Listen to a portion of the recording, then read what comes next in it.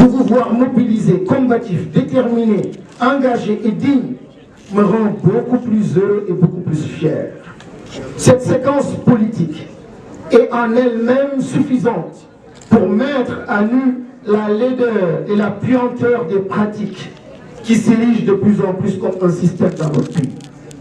Suffisante aussi pour amener tout patriote à s'indigner. Pilori judiciaire, prééminence de la forme médiatique sur le fond politique, virtuosité rhétorique masquant l'inanité des promesses, belle prestance personnelle servant de cachex à une démagogie, attrape-tout, marchandisation de la dignité humaine. Et oui, chers compatriotes, je dois partager avec vous la souffrance que j'ai ressentie ces dernières semaines. J'ai vu la citoyenneté de certains de nos compatriotes mise à mal, comme jamais dans l'histoire de notre République. La séquence de la collecte des parrainages a été vécue comme une infamie pour moi, comme une humiliation pour beaucoup de nos compatriotes. Voir certains d'entre eux vendre leur carte d'électeur pour des sommes qui ne leur assurent pas plus de 2 jours de dépenses montre à quel point beaucoup d'entre nous ont perdu le sens de la citoyenneté, de leur citoyenneté. Mais ils sont moins responsables à mes yeux que ceux qui leur ont proposé cet échange qui symbolise la mort annoncée de la démocratie et des promesses de dignité qu'elle porte. De quelque bord qu'il soit, l'acheteur de la conscience citoyenne est un homme sans cœur. Qui sait combien de franges importantes de nos populations sont dans une misère telle qu'ils ne peuvent qu'accepter l'inacceptable qui leur est proposé. Cet acheteur de conscience est aussi un homme sans foi ni loi. Il a perdu toute foi à la République de nos ambitions, en arrachant à nos concitoyens, contre espèces sonnantes et trébuchantes, le droit d'exister en choisissant l'avenir que leur garantit le jeu démocratique. L'acheteur de conscience trahit une promesse républicaine. Macky Sall a trahi une promesse républicaine par le détournement d'objectifs, avec le financement de la guerre, avec les bourses familiales, les marchés occultes, les intimidations qui ont permis d'acheter beaucoup de conscience. On pouvait attendre autre chose de lui. Lui qui est né après l'indépendance de notre pays, lui qui a fait la majeure partie de ses études supérieures au Sénégal, lui qui est né de parents modestes, lui qui est né dans une ville de l'intérieur. Parce que, qu'est-ce que la promesse républicaine? C'est celle qui veut que tout enfant du Sénégal ait droit aux mêmes chances d'accéder à un emploi décent et de prétendre réaliser ses rêves les plus grands et de vivre une vie épanouie au plan personnel à force de volonté et de travail.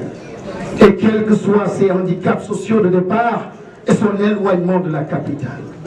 Mais dès son élection, Macky Sall aura d'abord bradé notre pays à l'étranger, cassé le système éducatif, assujetti la justice à ses desiderata, enrichi sa famille, brisé notre belle vitrine démocratique, acheté des consciences. Bref, il aura tellement foulé du pied notre socle de valeurs qu'à présent notre nation tangue dangereusement. Avec Macky Sall, le machiavélisme s'est découvert une nouvelle orthographe avec la même réalité. Le machiavélisme qu'il dérive du nom de Machiavel ou désormais du nom de Macky désigne la même triste réalité depuis 7 ans. Le machiavélisme, c'est de rendre hommage à Abdoulaye Wade en inaugurant le musée de civilisation noire et de flétir le même Abdoulaye Wade dans un ouvrage qui fait mal au cœur des Sénégalais, dans la même semaine. Le machiavélisme, c'est de prétendre amnistier les opposants politiques Khalifa Sall et Karim Wade si on est élu au 2e mandat et dans un même temps d'accélérer le temps habituellement majestueux de la justice pour les priver de leurs droits civiques et de leur dignité. Avec un jugement en cassation dont la rapidité du calendrier n'a jamais été vue dans notre histoire juridique. Le machiavélisme, c'est de prétendre qu'en 2012, avoir l'ambition de mettre en place une république sobre et vertueuse et d'avouer publiquement, quelques années plus tard, qu'on garde des dossiers judiciaires sous le coude. Oui, hélas, la promesse républicaine a été trahie au plus haut sommet de l'État. Napoléon a dit, ce sont les combats qui bien souvent préservent la République et les débats qui la perdent. Eh bien, Napoléon avait tort. Comme l'a prouvé l'histoire, qu'il a condamné, il a fini déchu et esselé sur l'îlot Sainte-Hélène où l'avaient exilé les Anglais après la défaite de la guerre de Waterloo, où il est mort seul.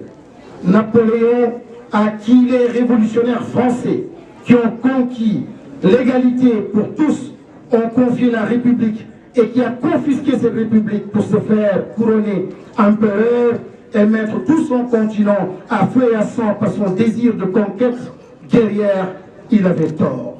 C'est le débat qui sauve les républiques. C'est le débat qui est la racine de la République, depuis la Grèce antique jusqu'à nos jours.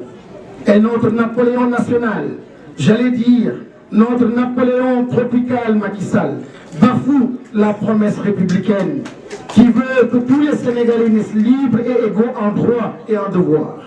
Quand il se proclame publiquement de lignée guerrière, même le Fouta dont il se réclame, un noble guerrier, a bien fini par connaître une république, celle d'Amadou Bal, bien avant l'indépendance. Nous n'avons plus besoin de fiers guerriers dans la savane ancestrale que chante leur grand-mère. La République a besoin de démocrates dignes et soucieux de la décence, de préserver les libertés publiques et les acquis démocratiques. Macky Sall n'est certainement pas anthropophage, non, mais il aura été assurément chronophage, mangeant pendant 7 années le temps des Sénégalais pour ne rien en faire qui change véritablement leur horizon.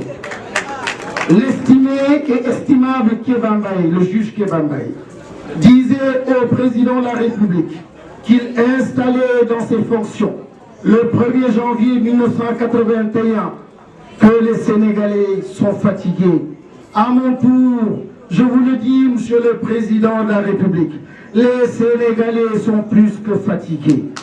Les Sénégalais sont à la rue pendant qu'on nous parle en haut lieu d'émergence.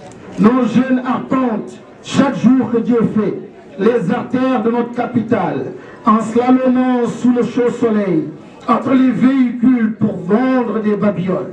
Nos jeunes dilapident les économies des familles et l'or des mers pour rallier le fallacieux Eldorado européen, en bravant désert et mer au péril de leur vie, simplement pour préserver ou retrouver leur dignité, celle de leurs parents, et vivre un rêve plus grand que ce qui est leur droit. On ne peut pas s'arrêter dans la rue sans qu'un passant vous présente une ordonnance fictive ou plus souvent réelle, alors qu'on nous vante la couverture maladie prétendument universelle. La justice est à la rue quand un magistrat en démissionne avec fracas, pour la première fois de l'histoire de l'institution judiciaire.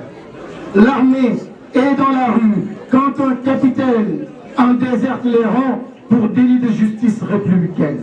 La gendarmerie est dans la rue, à la rue plutôt, quand un haut gradé y dénonce les caisses occultes. La démocratie est à la rue quand on se bat désormais dans les travées de l'Assemblée nationale et qu'on y vote des lois, celles sur les parrainages, en instaurant l'état de siège dans la capitale. Chers compatriotes, il est des moments dans le vécu d'un homme qui oblige à nous arrêter un moment pour jeter un regard interrogateur sur les derniers pas faits, sur le chemin de vie, sur ce qui reste aussi à être accompli. Les derniers mois que nous avons vécus ensemble, disais-je plus haut, nous ont permis de mieux comprendre les maux de notre nation, de nous rapprocher les uns des autres dans l'action politique. Et de là, ils nous ont aussi permis de donner du sens à notre engagement. Dans un pays qui vit une crise que beaucoup définissent comme celle des valeurs, ces mois passionnés de pré-campagne électorale nous ont permis de comprendre qu'en vérité, c'est la crise du sens qui traverse le Sénégal depuis plusieurs années, qui explique notre crise économique et sociale. C'est pour cela que je ne parlerai pas aujourd'hui de programme, mais de l'essence qui engendre les programmes, c'est-à-dire la question du sens. Le sens de la démocratie. Une démocratie n'a de sens qu'adossée à des institutions solides et mises au service exclusif des hommes et des femmes, qui, par leur suffrage, leur donnent la pleine légitimité de la représentativité populaire. Une démocratie, c'est aussi, selon le principe sacré de Montesquieu, un équilibre entre pouvoir exécutif, législatif et judiciaire. Le député que je suis peut témoigner que nous sommes une démocratie dans laquelle le pouvoir hypertrophié de la présidence de la République a fini d'étouffer les pouvoirs législatifs, mais aussi judiciaires. Une démocratie bancale, parce que marchant sur un pied, au lieu des trois que lui impose la séparation des pouvoirs. Le sens de la République. Le sens de la République, celle de la chose publique. Le sens de la primauté de l'intérêt général sur les intérêts particuliers. Les intérêts de la patrie devant ceux du parti, vous connaissez la suite.